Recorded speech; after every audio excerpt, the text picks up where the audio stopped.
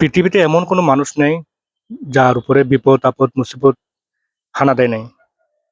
আমাদের হযরত আদম আলাইহিসসালাম থেকে শুরু করে এই পর্যন্ত যত মানুষ এসেছে, নবী, রাসূল প্রতিটি ব্যক্তির উপরেই বিপদ আপদ মুসিবত এসেছেন।